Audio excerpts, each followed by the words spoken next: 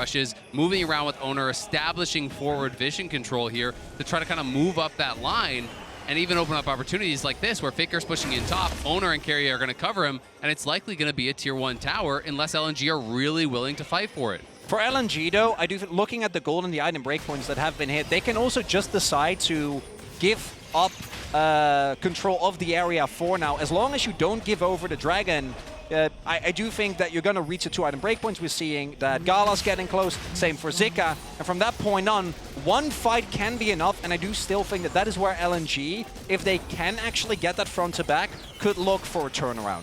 I think they can, but I'm really concerned for their ability to. If T1 is first one to that objective, I think we're going to see T1 committing cooldowns really aggressively just to get chunks down on LNG. We're going to see Stolen Maokai ultimate come out right away. We're going to see the ultimates coming out from Keria and Guma. Everyone just committing these resources early in a fight to try to chunk LNG down to a point where they can't get that 100-0 fight, because that is what they're looking for. They're looking for that fight to start, and they just overwhelm their opponents with the engage. But if T1 has you down to half health, to 30% health before it even starts, you can't really engage, you can't look for it. And T1, with lethality Varus, are just always going to have mid-prio first. It's so hard to get your vision down. You will always be responding to the pressure that T1 puts on the map. It's a difficult situation, and I feel, especially for LNG support, Hung, this guy has to be the big playmaker. The Rakan is the one piece of reliable, proactive engage your team has, and the tool that you can use to shatter kind of the glass cannon that T1 are bringing to the table.